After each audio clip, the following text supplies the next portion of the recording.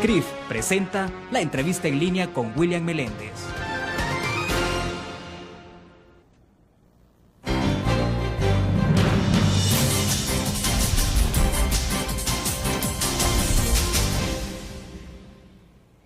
Es un gusto que nos acompañe en la entrevista en línea en este viernes 10 de junio de 2011. Un abrazo a quienes nos ven en nuestro país y el mundo a través del www.laprensagráfica.com y también a nuestros televidentes en Canal 25 y 95 en cable de Tigo a las 9 de la noche.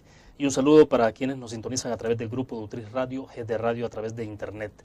Al cierre de la semana hacemos una evaluación del resultado de la 41ª Asamblea General de la Organización de Estados Americanos OEA, desarrollada en nuestro país y especialmente en lo referido a materia de seguridad para los países centroamericanos. De estos y otros temas vamos a conversar en los siguientes minutos. Está con nosotros en nuestros estudios Hugo Martínez, ministro de Relaciones Exteriores de nuestro país. Ministro, bienvenido, un gusto.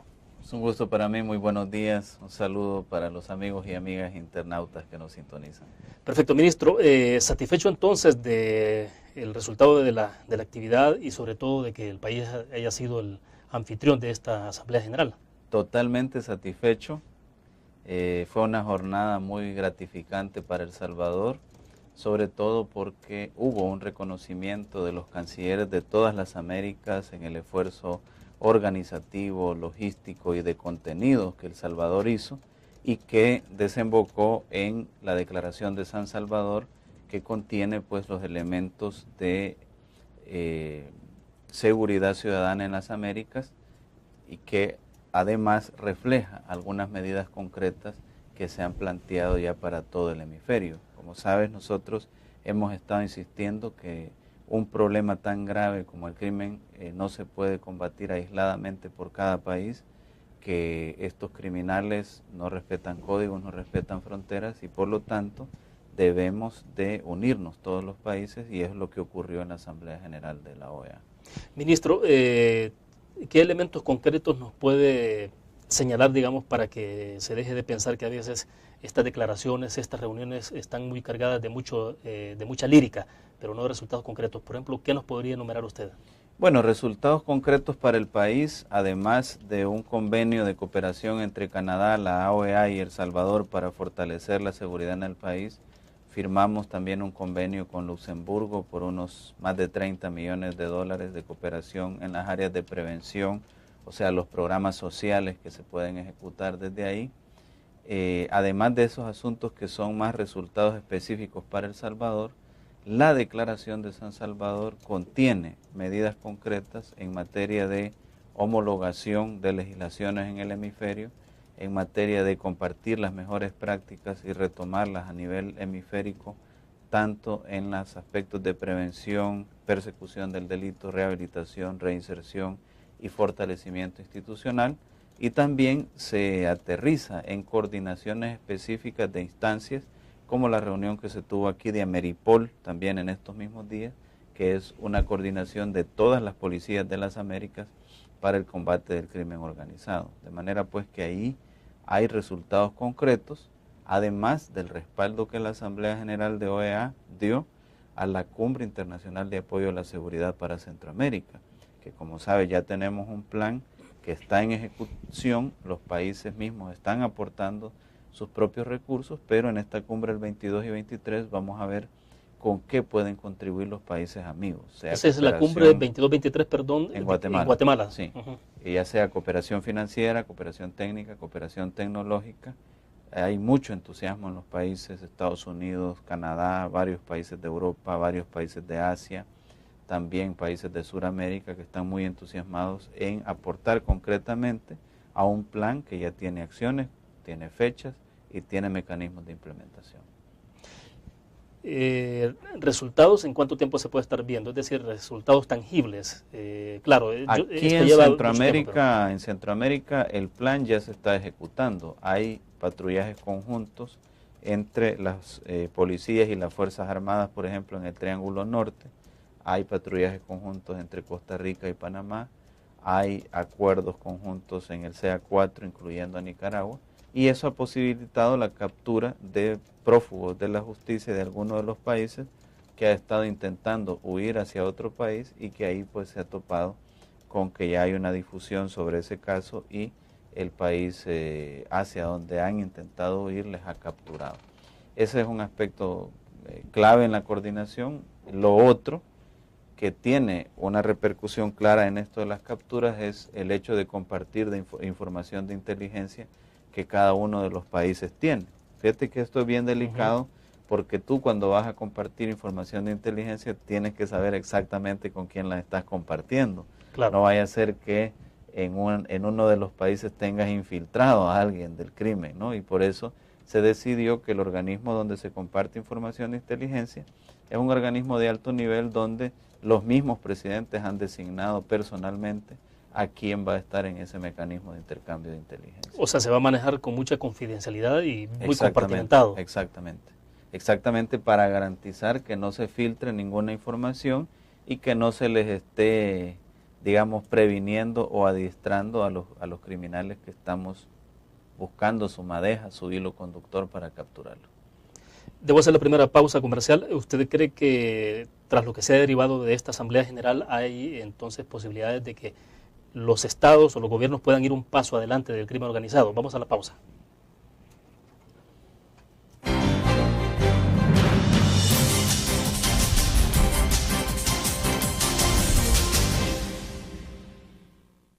Con el Seguro de Salud de ASA Suiza, usted obtiene amplias coberturas y beneficios adicionales con las mejores tarifas. Crédito por hospitalización. Maternidad como cualquier otra enfermedad. Plan dental. Cobertura para trasplante de órganos. Seguro de vida. Coberturas para las complicaciones de recién nacido y enfermedades congénitas. Beneficio de desempleo para el pago de las primas de seguros. Nuestro seguro de salud le permite acceder a servicios de la más alta calidad y de forma inmediata. ASE Suiza asegura su tranquilidad.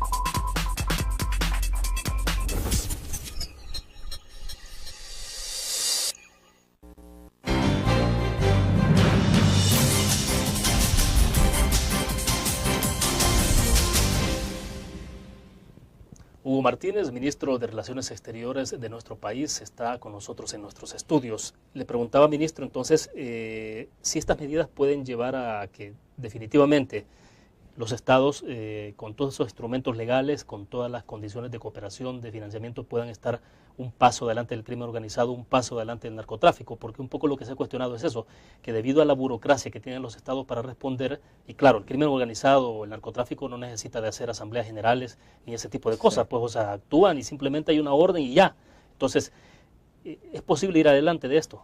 Bueno, es un enemigo muy poderoso, pero nosotros creemos que si hacemos estas coordinaciones de manera preventiva, podemos lograr anticiparnos a los hechos.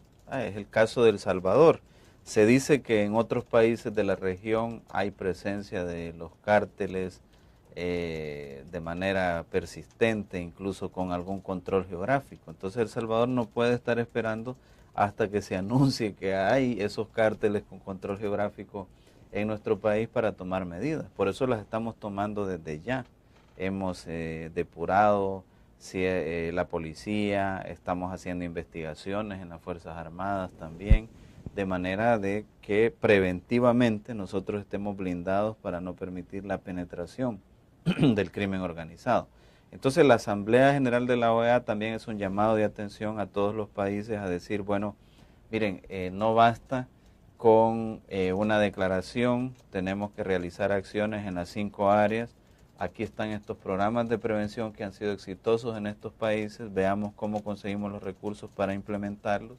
Aquí están estos programas de persecución del delito que han sido exitosos en otros países, veamos cómo se implementan a nivel hemisférico y así sucesivamente, ¿no? Insistiendo en que el problema de la seguridad es un problema que debe tener un enfoque multidimensional o un enfoque integral, que no se puede mejorar la circunstancia de la inseguridad solo en la persecución del delito.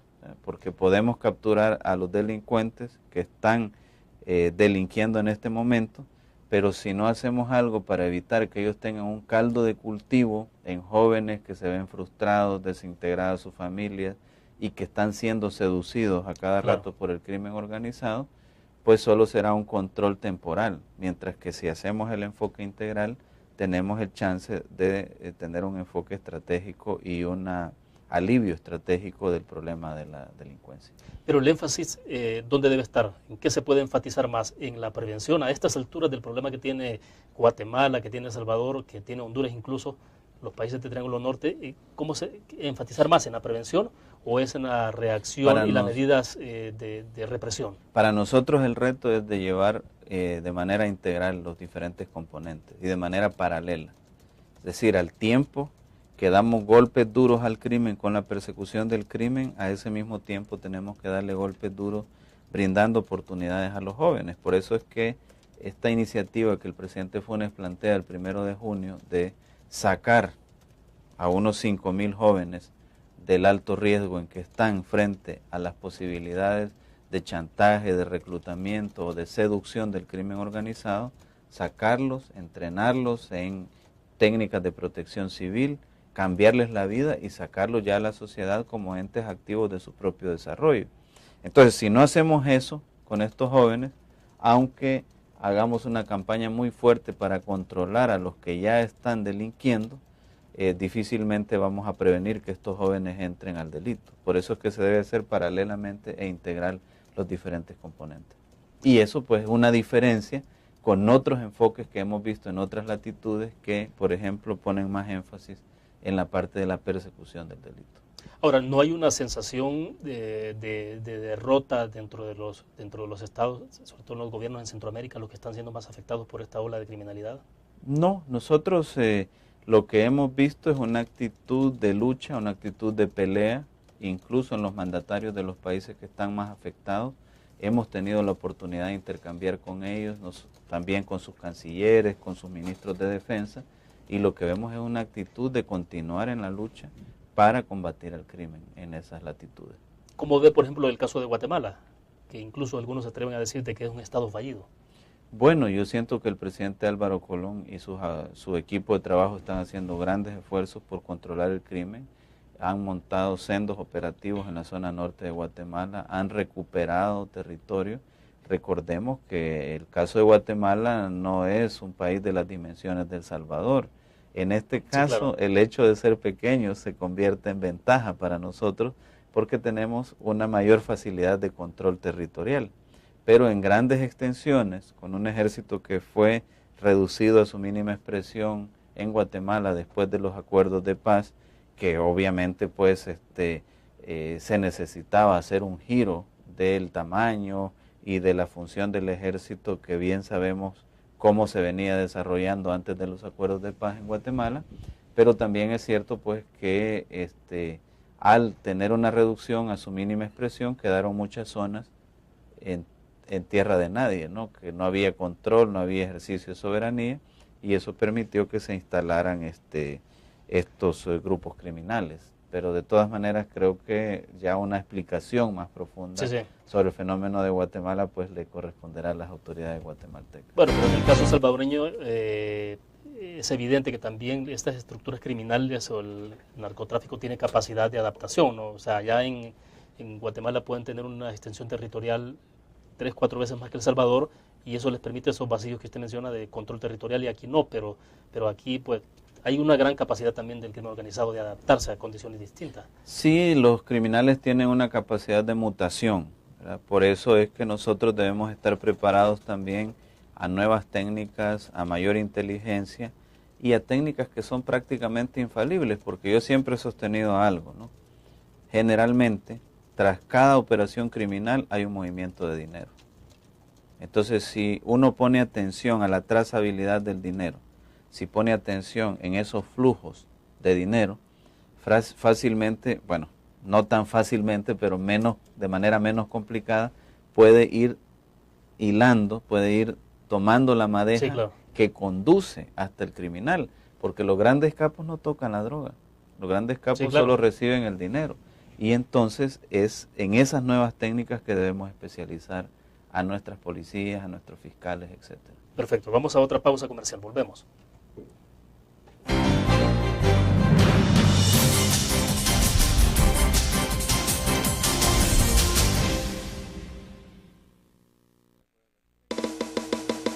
Tu periódico es dinero, porque ahora puedes pagar con la prensa gráfica. Busca y recorta en tu periódico el dinero que podrás canjear en los establecimientos de nuestros aliados. Encontrarás uno cada día. Compra con la prensa gráfica y encuentra una buena noticia para tu bolsillo. Con la prensa gráfica lo compras. Con la prensa gráfica lo pagas. La prensa gráfica. Noticias de verdad.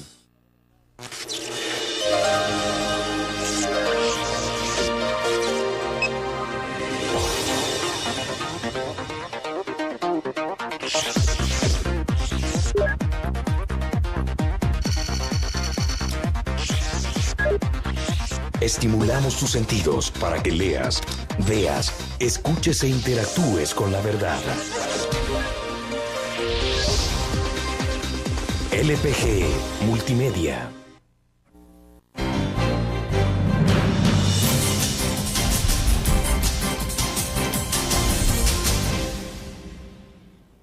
Canciller, la semana pasada estuvo con nosotros en nuestros estudios también el ministro de la Defensa, David Munguía Payés, bueno, para ser más preciso, estuvo esta semana, y justamente lo que conversábamos era en torno a todo este dispositivo, este plan que se va a implementar alrededor de los 5.000 jóvenes que pretenden ser sacados de esas zonas de riesgo para poder darles una mejor opción de vida. La pregunta puntual, en el marco de esta Asamblea General, ya que fue el tema de Central Seguridad, quisiera saber si usted abordó ese punto en específico, particularmente en lo que tiene que ver con algunas nuevas prácticas que se conozcan de cómo sacar a estos jóvenes de las zonas de riesgo, pero también el tema financiero, porque el ministro de Defensa hablaba de un aproximado de 55 millones de dólares, 55 millones de dólares para un año en este plan. Sí, yo lo presenté como parte de una de mis intervenciones en la Asamblea General, planteando que debemos ser creativos, que debemos de buscar nuevas prácticas y que el gobierno del presidente Funes había tomado pues esta decisión de sacar a unos 5.000 jóvenes en situación de riesgo. Yo creo de que cualquier aportación financiera que se haga en esa dirección, nosotros debemos de verlo como una inversión, porque en la cual ganamos doble o triple, porque en primer lugar estos jóvenes no van a estar siendo presa de la delincuencia, no van a estar realizando asaltos, no van a estar realizando extorsiones, no van a herir a nadie, y que eso conlleva otros costos en el sistema hospitalario. Sí, claro. Pero además de eso van a aportar tareas que le costarían recursos al Estado si se propusiera la meta de tener un sistema de protección civil totalmente completo. Entonces a mí me parece, yo no soy muy amigo de hablar de las cifras, pero me parece que cualquier aportación financiera en ese campo estaría más que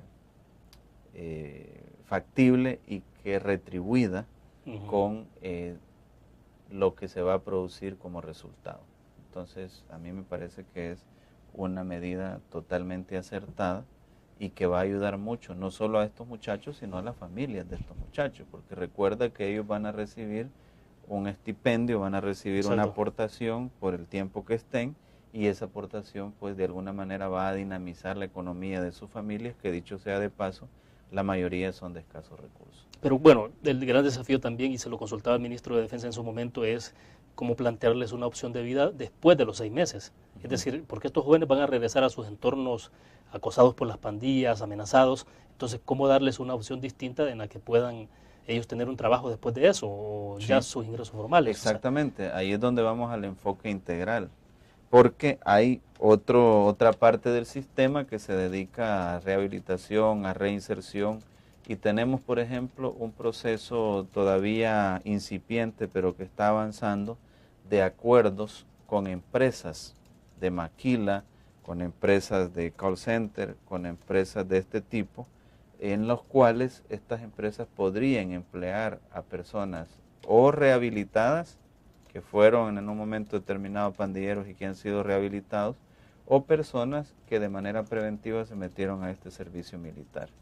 Entonces, obviamente, No quiero decir que esté todo resuelto como un relojito que automáticamente que salgan ya tendrían un trabajo, pero sí quiero decir que estamos haciendo mucho esfuerzo en ese mecanismo para ofrecerle alternativas a los jóvenes. ¿Y qué nivel de receptividad tuvo su planteamiento entonces en el marco de la Asamblea General? Es decir, porque no sé si es un programa inédito o ustedes están tomando ciertos parámetros para poder impulsarlo en el país. El enfoque que nosotros estamos planteando es inédito, o sea, es decir, sacar a los jóvenes de situación de riesgo y ponerlos en función de una tarea clave para el país como es la protección civil, siendo un país tan vulnerable, es un enfoque inédito y tuvo bastante aceptación en varias delegaciones. Esto va a llevar algún tiempo, pero hay un beneficio directo para los países de la región. O sea, si a El Salvador le puede ir bien en el tema de seguridad, ¿usted cree entonces que los demás países también? Sí, ya hay otros países que han copiado algunas, o han tomado como referencia, sería el término correcto, algunas experiencias piloto que se han desarrollado aquí en El Salvador. Por ejemplo, algunos países pidieron mucha información sobre la ley de proscripción de pandillas. Otros países han pedido información sobre el tema del programa PATI, que es el programa de apoyo temporal al ingreso, que todos son programas que le dan opciones a la juventud, porque el problema que tenemos es que si no le damos las opciones a la juventud por un lado y por otro lado están los criminales chantajeándolos o seduciéndoles, siempre hay el riesgo que algunos de ellos caigan en desgracia, como decimos, y se pasen del lado de los criminales. El desarrollo de la cumbre de canciller no se vio afectada por la decisión que hubo un poco anticipada ya de incluir a Honduras dentro de la Organización de Estados Americanos, de incluirlos. No, porque como tenía que ser, la decisión debía ser tomada en una Asamblea General extraordinaria que se desarrolló el 1 de junio en Washington, con participación de todos los países. Ahí se tomó la decisión por mayoría, hubo solo un voto que no se sumó a la mayoría, que fue Ecuador, pero ya cuando asistimos todos aquí, ya Honduras estaba reincorporado y únicamente tuvimos la deferencia pues de invitar y recibir al presidente Lobo a un almuerzo con los cancilleres, en el cual el presidente Lobo aprovechó para agradecer a todos los cancilleres y todo el esfuerzo que se hizo para la reincorporación de Honduras. De acuerdo, vamos a hacer otra pequeña pausa, volvemos.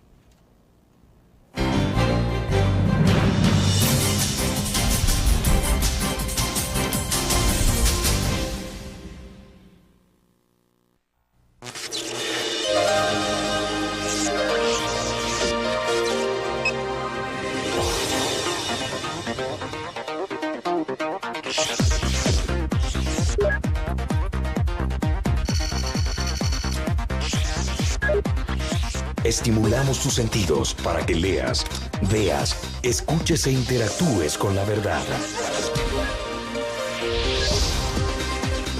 LPG Multimedia.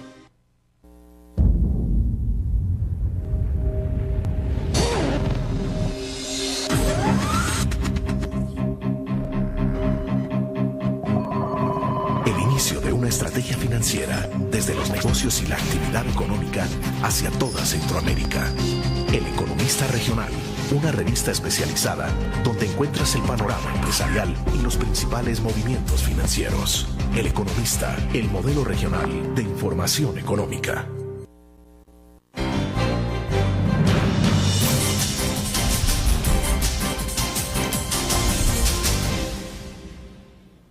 A propósito de que ya tocábamos un poco el tema de la reincorporación de Honduras a la Organización de Estados Americanos, canciller, ¿cuál es el mensaje que se puede retomar o se puede considerar de esta decisión? Bueno, pero más que de la decisión, de lo que ocurrió concretamente en Honduras con el golpe de Estado, en donde posterior a eso pues El Salvador tuvo una participación muy activa en términos de cómo reincorporar a Honduras a que volviera a la normalidad. Pero ¿qué es lo que se puede retomar en términos de ejemplo o de lecciones? Bueno, el presidente dejó planteada una idea en el discurso inaugural que ya había planteado en Naciones Unidas el año pasado, y es que debemos de buscar el consenso para reformar la Carta Democrática de la OEA, que nos permita establecer un sistema de alertas tempranas, que nos señale si debemos intervenir como OEA y cómo debemos intervenir en una situación de amenaza al orden democrático y constitucional de un país. Y como segunda parte, el presidente planteaba que debemos también registrar en la Carta Democrática un mecanismo de sanciones homogéneo, ¿no? Porque lo que pasó con el golpe de Estado en Honduras es que fue una condena unánime al golpe, pero no fuimos unánimes en las acciones de sanción por la interrupción del orden constitucional. Entonces el presidente dice que si logramos dejar establecidas esas dos cosas en la Carta Democrática, pues podríamos estar preparados para enfrentar cualquier amenaza al orden constitucional y democrático en cualquier país de la región. ¿Pero usted cree que tanto la sociedad hondureña, tanto el estamento político de ese país, el sector económico y América Latina en general entendieron la lección? O sea, que hay una acción o una respuesta ejemplificante ante este tipo de hechos. Bueno, yo pienso que quienes mejor entendieron esta situación fue justamente el nuevo gobierno de Honduras y creo que el sector empresarial, porque dijeran lo que dijeran, mientras Honduras no normalizara sus relaciones con el mundo, siempre Honduras seguía teniendo dificultades para los intercambios económicos, para los intercambios comerciales, para las relaciones diplomáticas, etcétera. De manera pues que es hasta hoy que se restablecen las relaciones plenas que Honduras vuelve a una situación más estable en el concierto de las naciones. Entonces lo que sí queda claro es que cualquier país, o más bien cualquier gobierno que se tome el riesgo de interrumpir el orden democrático y constitucional, va a entrar a una situación de aislamiento a nivel internacional y también de dificultades para hacer negocios, para hacer relaciones en general con los demás países del mundo. Ahora, sin embargo, en Honduras hay muchos sectores que todavía cuestionan incluso el papel que ha tenido la Organización de Estados Americanos, porque hay algunos que aspiraban a ver la restitución, en aquel momento de restituir en el cargo a Manuel Zelaya, y no precisamente a dar reconocimiento a un gobierno y bueno, y que lo otro quedara prácticamente casi en el olvido. Pues no ha quedado, pienso yo, en el olvido. El presidente Zelaya ha regresado a Honduras, está, entiendo, al frente de un movimiento político. Hay una comisión de la verdad que está preparando un informe final que la preside el ex vicepresidente de Guatemala, Eduardo Stein. Entonces sí, hay cosas que se les está dando seguimiento. Y a los que siempre han dicho que no se debía permitir el ingreso a Honduras por los desafíos que tiene en materia de derechos humanos, etcétera, yo les insisto que nosotros siempre dijimos que es más fácil que un Estado se sienta obligado a cumplir las diferentes recomendaciones o resoluciones estando dentro de los organismos que estando fuera de los organismos. Es más, incluso si están fuera de los organismos no hay mecanismos legales para obligar Exacto. a los estados a cumplir. Así que también aquellos que hacen la diferencia entre la OEA y la Comisión Interamericana de Derechos Humanos, la Corte Interamericana de Derechos Humanos, pues siento que hay un error, porque estos son órganos auxiliares de la OEA y son órganos que han estado operando. Por ejemplo, la Comisión ya fue en una misión a Honduras, ya hizo un reporte y sí señala que hay desafíos en los derechos humanos y ha hecho una serie de recomendaciones al gobierno de Honduras que nosotros esperamos sean retomadas.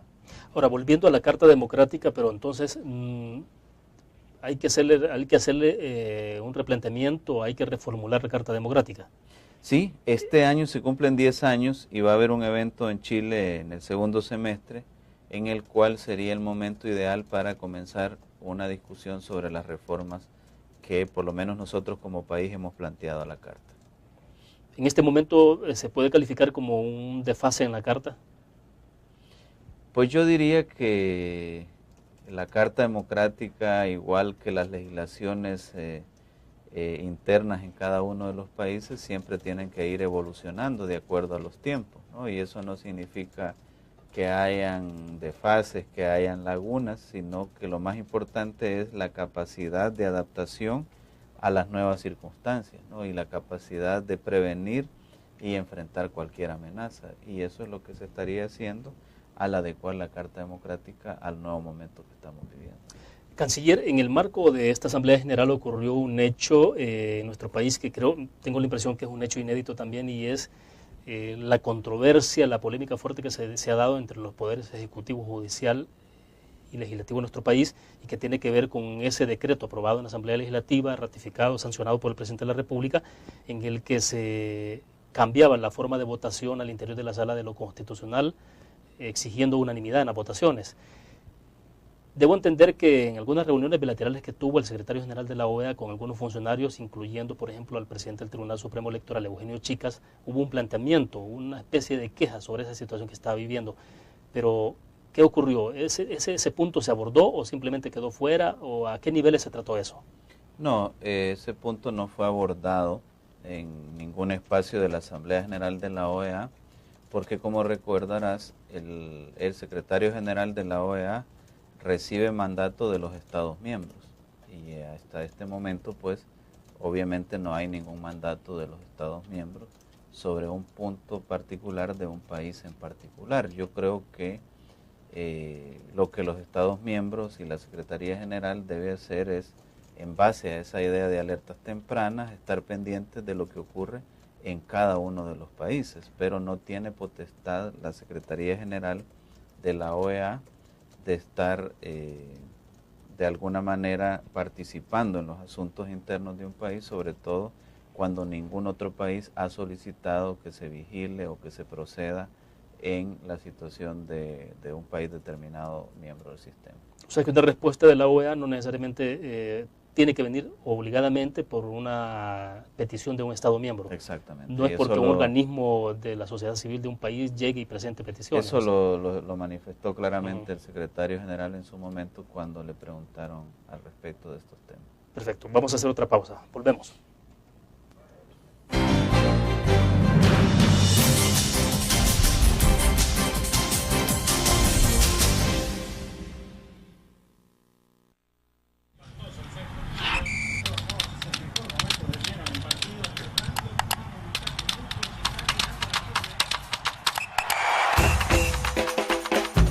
La emoción del deporte está en www.elgráfico.com.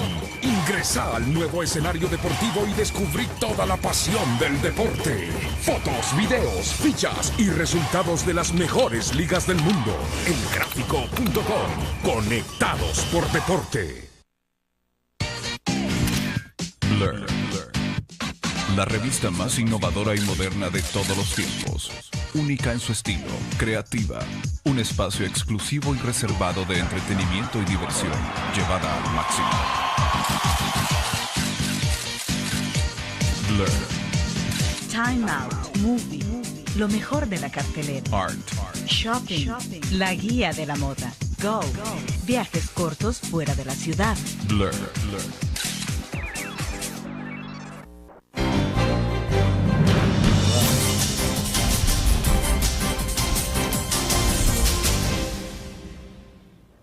Canciller, quisiera preguntarle, siempre en la línea de lo que venimos conversando sobre este tema, algunos dicen un golpe de estado técnico, otros llaman que es una crisis de institucionalidad.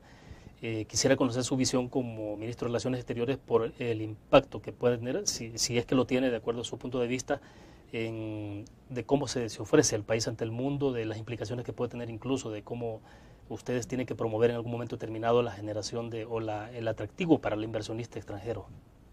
Bueno, esto es un asunto de política interna, de relación entre los tres órganos de Estado, y creo que al frente de los tres órganos de Estado, cada uno de los máximos representantes de cada órgano tiene sus atribuciones constitucionales, por lo tanto pues no me compete a mí como ministro de Relaciones Exteriores pronunciarme sobre esta situación, que es un asunto entre los tres órganos de Estado. Pero ¿no cree usted si eso genera algún problema en el sentido de cómo se ve el país desde fuera? Es decir, porque tenemos un país que, por ejemplo, ya se conoce con el alto índice de violencia, de homicidios que tenemos en América Latina, en el mundo en general. Y ahora aparecer una situación como esta que tiene que ver con inestabilidad, confrontaciones internas. Bueno, yo creo que sería entrar en el terreno de las especulaciones, decir que si va a tener un impacto A o B, un asunto de de relación entre órganos de Estado. Preferiría esperar hasta este momento. No he recibido ninguna petición de información de ningún otro Estado ni de ningún otro organismo internacional. Entonces creo yo que también las cosas se deben ver en su justa dimensión. El debate entre los diferentes órganos de Estado aquí en cualquier parte del mundo es sano. Creo yo que se debe de incrementar y se debe de buscar los diálogos necesarios, como se ha promovido. Incluso este gobierno ha promovido mucho el diálogo también entre trabajadores, empresarios, etcétera. Entonces me parece que esa sería una vía interesante y que no podría especular yo sobre algún impacto. En realidad me corresponde mantener el pulso internacional de qué quisieran saber los demás estados, los organismos internacionales, y como decía, pues hasta este momento no he recibido ninguna solicitud al respecto. Bueno, perfecto, canciller. Hablemos de otro tema que tiene que ver con la situación migratoria, el seguimiento que se está dando a los compatriotas en esa ruta que de forma indocumentada hacen hacia Estados Unidos. Debo entender de que ya han habilitado en este momento un call center, ¿no? Tal vez si nos puede explicar un poco de eso para que los cibernautas entiendan de qué tipo de medidas se Bueno, hemos en el marco del esquema de protección de los derechos de nuestros compatriotas tomado varias medidas. Una ha sido la ampliación de nuestra red consular, sobre todo en los países en tránsito. En el último año hemos abierto 4 agencias consulares nuevas en México. Hemos también pasado de un enfoque de consulados que únicamente tramitaban documentos a un enfoque de protección de derechos. Hemos instituido el Centro de Investigaciones sobre los Derechos Humanos de las Personas Migrantes. Presentamos un informe este año sobre la situación de nuestros compatriotas en tránsito en México, donde quedaron claramente registradas y documentadas unas 250 violaciones a los derechos humanos. Hemos atendido más de 21,000 compatriotas en situación de vulnerabilidad en varias partes del mundo, en comparación con datos de unos 12 a 14,000 que se atendían en periodos anteriores. Y en ese contexto, pues hemos abierto 2 call centers, dos centros de llamadas, uno para los compatriotas que están en México y otro para los compatriotas que están en México, en Canadá y en los Estados Unidos. En el caso de Canadá y los Estados Unidos, el teléfono, que es una línea gratuita, obviamente, es el 1-888-3011-130. 1-888-3011-130. Y en el caso de México es 1-800-7476-117.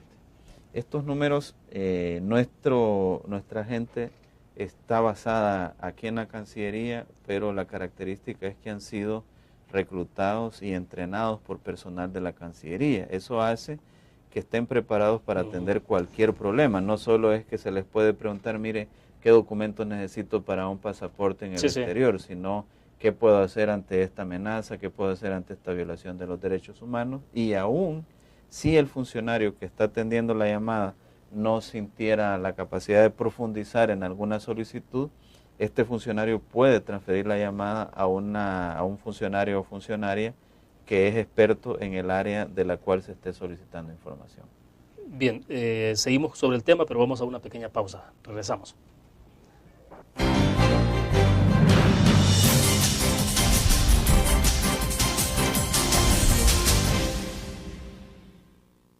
Con el Seguro de Salud de AXA Suiza, usted obtiene amplias coberturas y beneficios adicionales con las mejores tarifas. Crédito por hospitalización. Maternidad como cualquier otra enfermedad. Plan dental. Cobertura para trasplante de órganos. Seguro de vida. Coberturas para las complicaciones de recién nacido y enfermedades congénitas. Beneficio de desempleo para el pago de las primas de seguros. Nuestro seguro de salud le permite acceder a servicios de la más alta calidad y de forma inmediata. AXA Suiza asegura su tranquilidad. Tu periódico es dinero, porque ahora puedes pagar con la prensa gráfica. Busca y recorta en tu periódico El Dinero, que podrás canjear en los establecimientos de nuestros aliados. Encontrarás uno cada día. Compra con la prensa gráfica y encuentra una buena noticia para tu bolsillo. Con la prensa gráfica lo compras. Con la prensa gráfica lo pagas. La prensa gráfica. Noticias de verdad.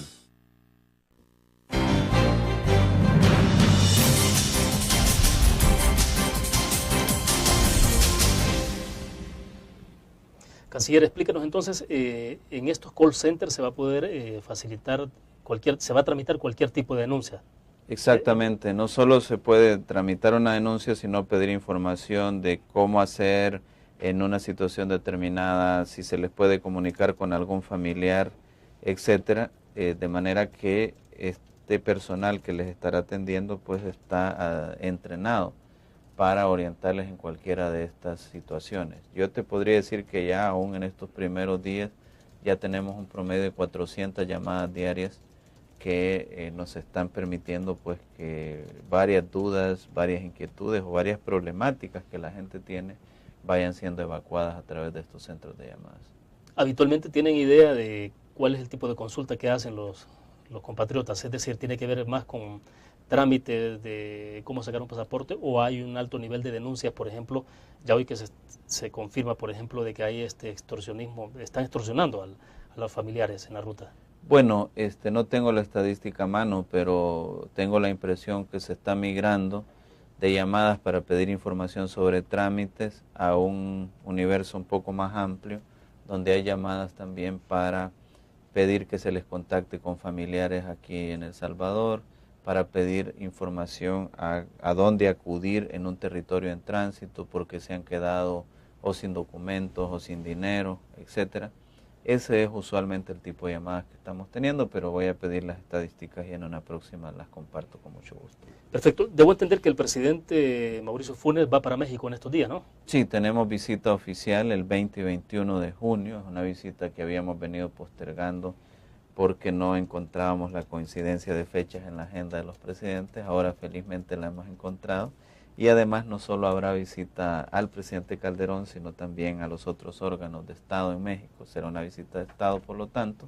Y luego queremos hacer algo de un encuentro con la comunidad empresarial también en México.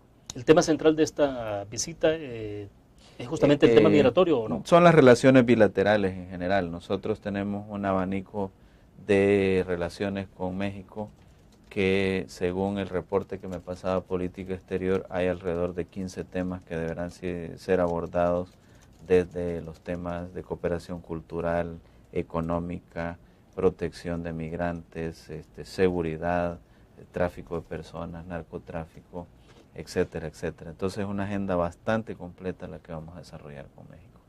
Lo más sensible, desde luego, tiene que ver con el tema de respeto de derechos humanos para los compatriotas en su ruta hacia Estados Unidos. Bueno, ese tema no faltará. Es un tema sensible, pero como es un tema sobre el cual hemos venido trabajando ya largamente, no prevemos mayores altibajos en ese tema. Ya tenemos un sistema de protección. México también aprobó una ley hace poco que despenaliza la migración indocumentada. Y por lo tanto creemos nosotros que será un tema en el cual se podrá avanzar fluidamente, igual que en los otros aspectos, sin perder de vista que el gobierno de El Salvador siempre ha tenido una posición firme de defensa de los derechos de nuestros compatriotas. Eso es diferente a tener una posición retórica que lleve a un enfrentamiento en los medios de comunicación con un gobierno amigo. Nosotros no trabajamos así, nosotros trabajamos por los mecanismos diplomáticos y les quiero dar la certeza que siempre hemos sido muy firmes en la defensa de nuestros compatriotas. O sea, El Salvador no va a llegar resentido por el 5-0. Ese que espero que sea un tema que quizás mejor lo vamos a suprimir de la agenda bilateral, ¿no? Ese nos contará en la agenda. Porque nos puede traer un sabor de boca amargo.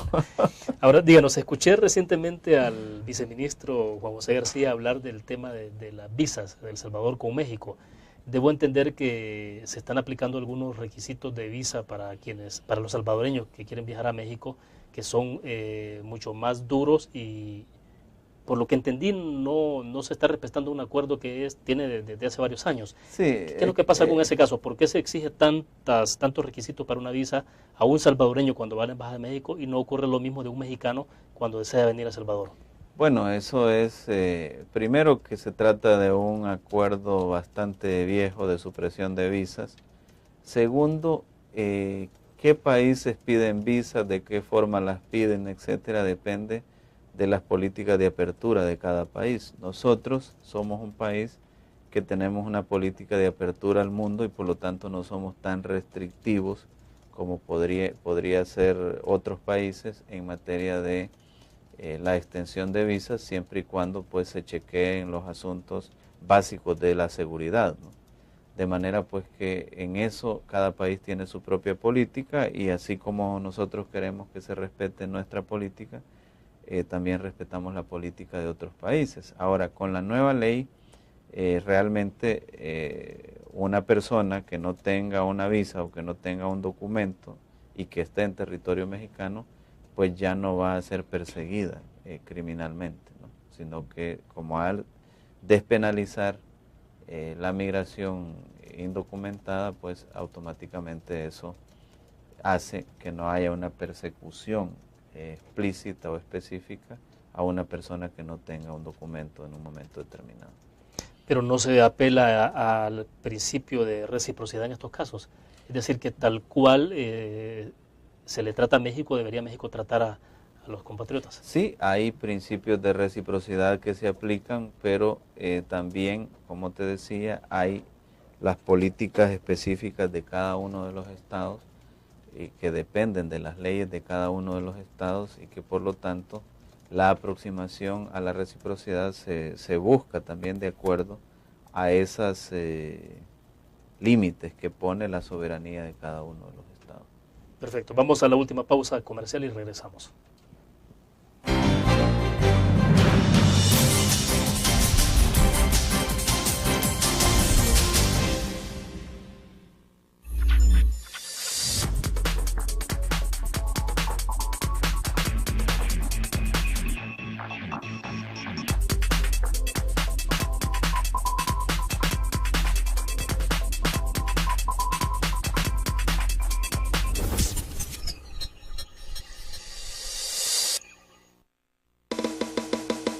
Tu periódico es dinero, porque ahora puedes pagar con la prensa gráfica. Busca y recorta en tu periódico El Dinero, que podrás canjear en los establecimientos de nuestros aliados. Encontrarás uno cada día. Compra con la prensa gráfica y encuentra una buena noticia para tu bolsillo. Con la prensa gráfica lo compras. Con la prensa gráfica lo pagas. La prensa gráfica. Noticias de verdad.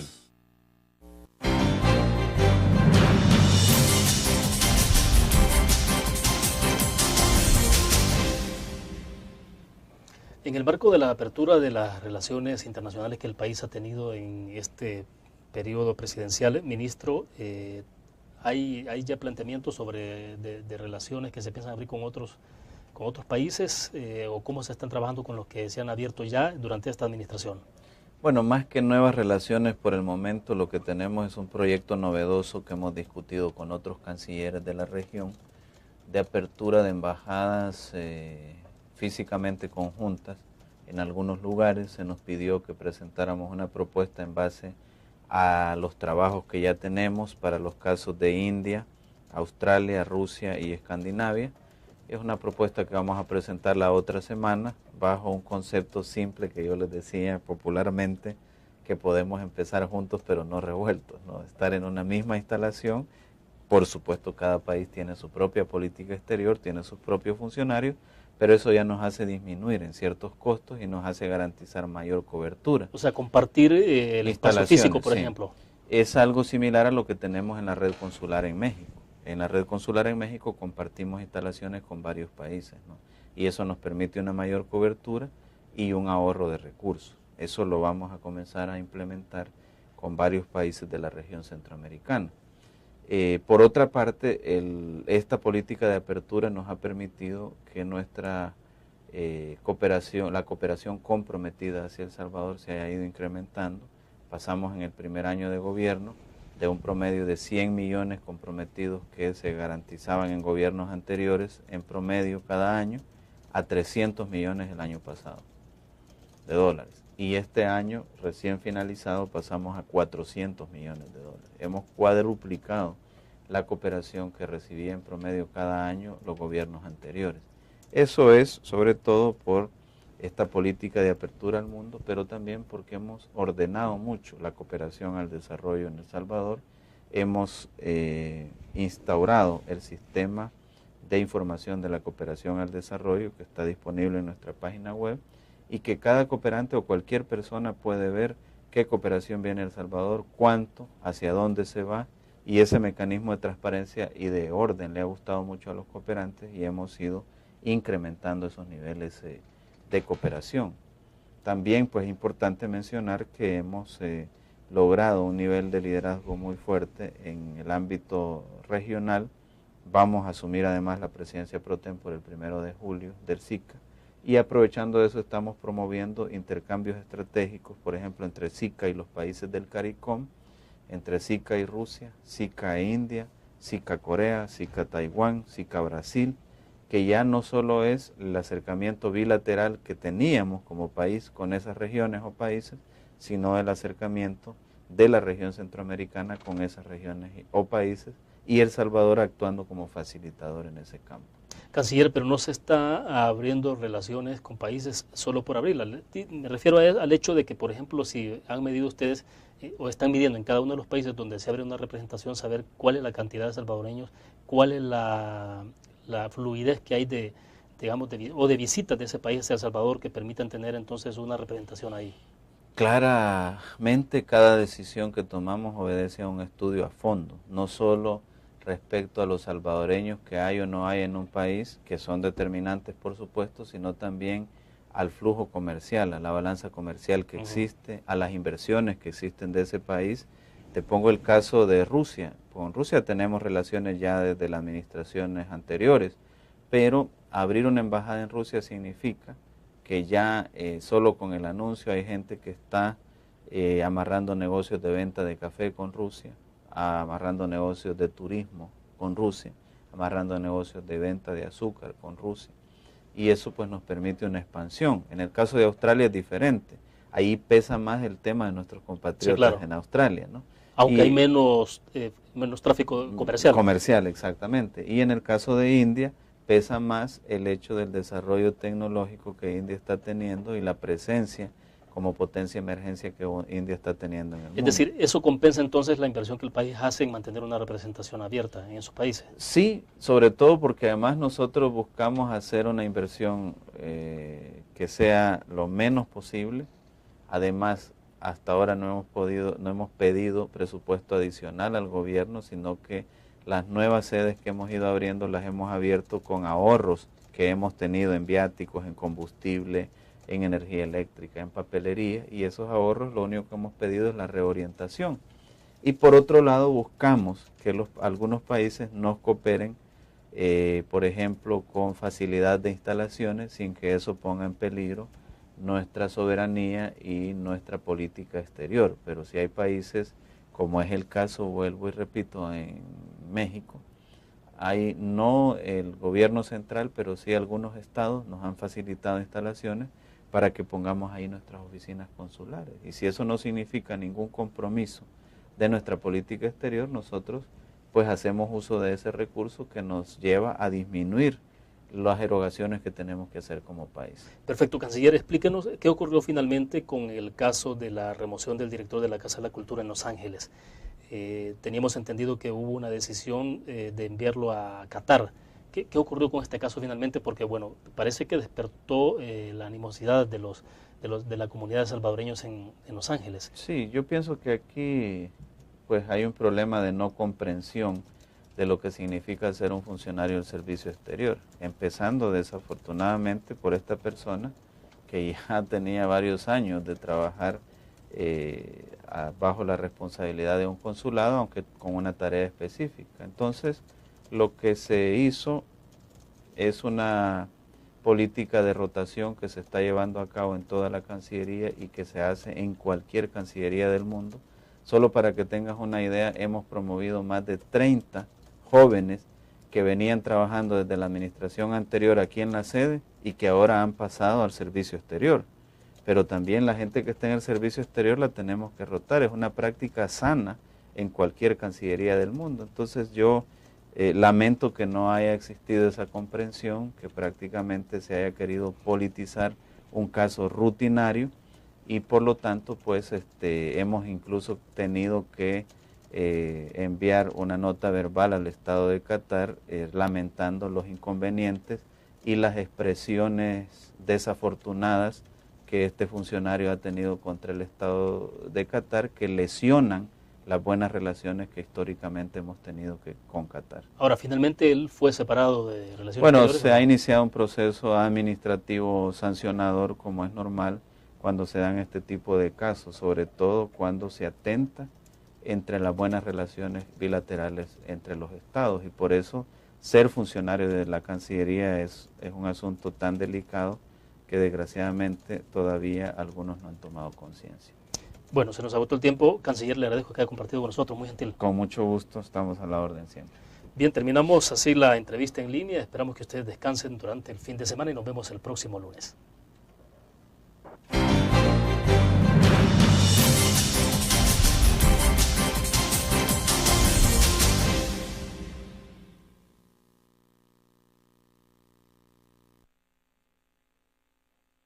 ¿Qué pueden contribuir los países amigos? Esa es la cumbre 22-23, perdón, en Guatemala. En Guatemala. Sí, y ya sea cooperación financiera, cooperación técnica, cooperación tecnológica. Hay mucho entusiasmo en los países, Estados Unidos, Canadá, varios países de Europa, varios países de Asia, también países de Sudamérica que están muy entusiasmados en aportar concretamente a un plan que ya tiene acciones, tiene fechas y tiene mecanismos de implementación. Resultados, ¿en cuánto tiempo se puede estar viendo? Es decir, resultados tangibles.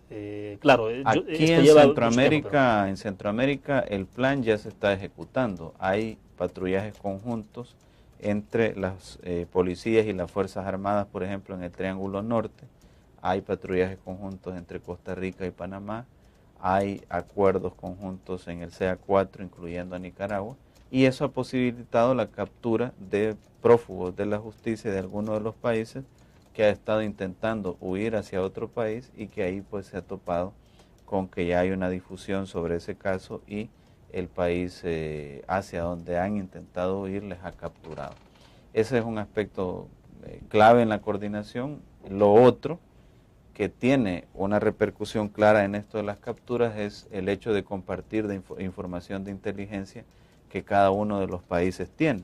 Fíjate que esto es bien delicado porque tú cuando vas a compartir información de inteligencia tienes que saber exactamente con quién la estás compartiendo. Claro. No vaya a ser que en uno de los países tengas infiltrado a alguien del crimen, ¿no? Y por eso se decidió que el organismo donde se comparte información de inteligencia es un organismo de alto nivel donde los mismos presidentes han designado personalmente a quién va a estar en ese mecanismo de intercambio de inteligencia. O sea, se va a manejar con mucha confidencialidad y muy compartimentado. Exactamente, para garantizar que no se filtre ninguna información. Legales, con todas las condiciones de cooperación, de financiamiento, puedan estar un paso adelante del crimen organizado, un paso adelante del narcotráfico, porque un poco lo que se ha cuestionado es eso, que debido a la burocracia que tienen los estados para responder, y claro, el crimen organizado o el narcotráfico no necesita de hacer asambleas generales ni ese tipo de cosas, pues o sea, actúan y simplemente hay una orden y ya. Entonces, ¿es posible ir adelante de esto?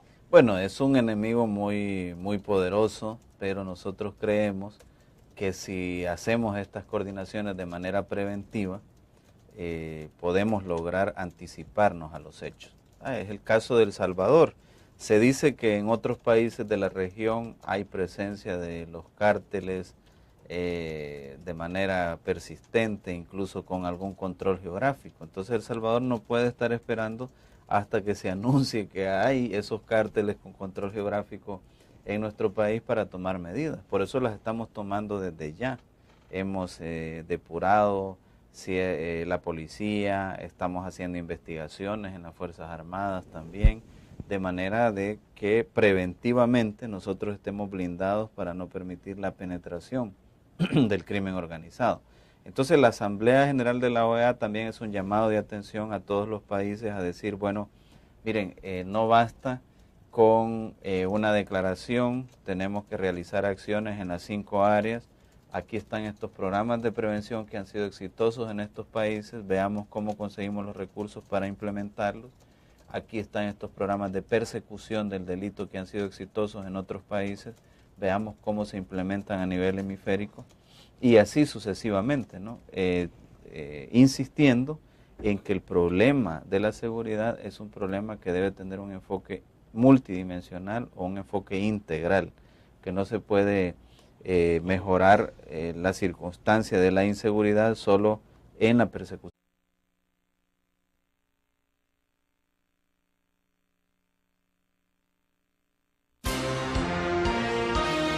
CRIF presenta la entrevista en línea con William Meléndez.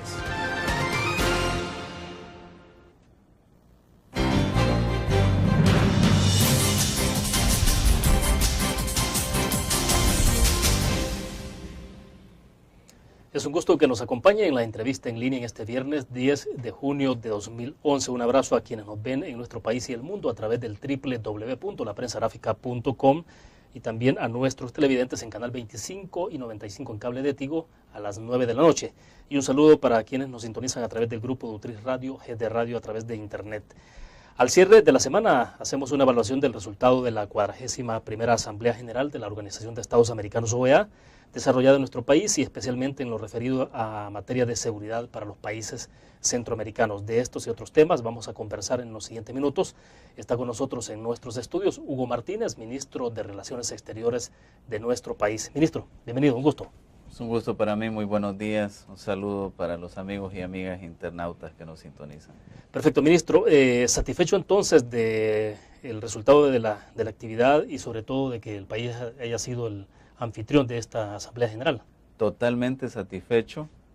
Fue una jornada muy gratificante para El Salvador, sobre todo porque hubo un reconocimiento de los cancilleres de todas las Américas en el esfuerzo organizativo, logístico y de contenidos que El Salvador hizo y que desembocó en la Declaración de San Salvador, que contiene pues los elementos de seguridad ciudadana en las Américas y que además refleja algunas medidas concretas que se han planteado ya para todo el hemisferio. Como sabes, nosotros hemos estado insistiendo que un problema tan grave como el crimen no se puede combatir aisladamente por cada país, que estos criminales no respetan códigos, no respetan fronteras y por lo tanto debemos de unirnos todos los países y es lo que ocurrió en la Asamblea General de la OEA. Ministro, ¿qué elementos concretos nos puede señalar, digamos, para que se deje de pensar que a veces estas declaraciones, estas reuniones están muy cargadas de mucha lírica, pero no de resultados concretos? Por ejemplo, ¿qué nos podría enumerar usted? Bueno, resultados concretos para el país, además de un convenio de cooperación entre Canadá, la OEA y El Salvador para fortalecer la seguridad en el país. Firmamos también un convenio con Luxemburgo por unos más de 30 millones de dólares de cooperación en las áreas de prevención, o sea, los programas sociales que se pueden ejecutar desde ahí. Además de esos asuntos que son más resultados específicos para El Salvador, la Declaración de San Salvador contiene medidas concretas en materia de homologación de legislaciones en el hemisferio, en materia de compartir las mejores prácticas y retomarlas a nivel hemisférico, tanto en los aspectos de prevención, persecución del delito, rehabilitación, reinserción y fortalecimiento institucional, y también se aterriza en coordinaciones específicas de instancias, como la reunión que se tuvo aquí de Ameripol también en estos mismos días, que es una coordinación de todas las policías de las Américas para el combate del crimen organizado. De manera pues que ahí hay resultados concretos, además del respaldo que la Asamblea General de OEA dio a la Cumbre Internacional de Apoyo a la Seguridad para Centroamérica, que como sabe ya tenemos un plan que está en ejecución, los países mismos están aportando sus propios recursos, pero en esta cumbre el 22 y 23 vamos a ver conformación y que no se les esté, digamos, previniendo o adiestrando a los criminales que estamos buscando su madeja, su hilo conductor para capturarlo.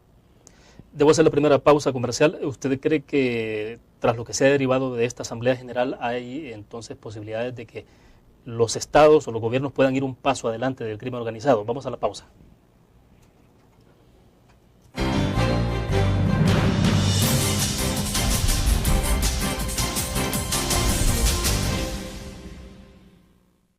Con el Seguro de Salud de AXA Suiza, usted obtiene amplias coberturas y beneficios adicionales con las mejores tarifas. Crédito por hospitalización. Maternidad como cualquier otra enfermedad. Plan dental. Cobertura para trasplante de órganos. Seguro de vida. Coberturas para las complicaciones de recién nacido y enfermedades congénitas. Beneficio de desempleo para el pago de las primas de seguros. Nuestro seguro de salud le permite acceder a servicios de la más alta calidad y de forma inmediata.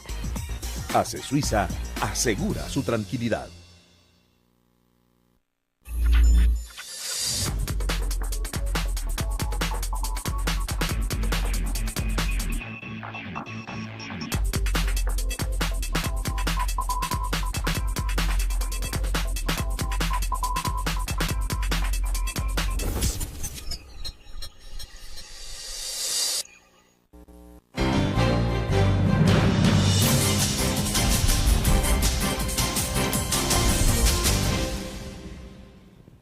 Hugo Martínez, ministro de Relaciones Exteriores de nuestro país, está con nosotros en nuestros estudios. Le preguntaba, ministro, entonces, si estas medidas pueden llevar a que definitivamente los estados, con todos esos instrumentos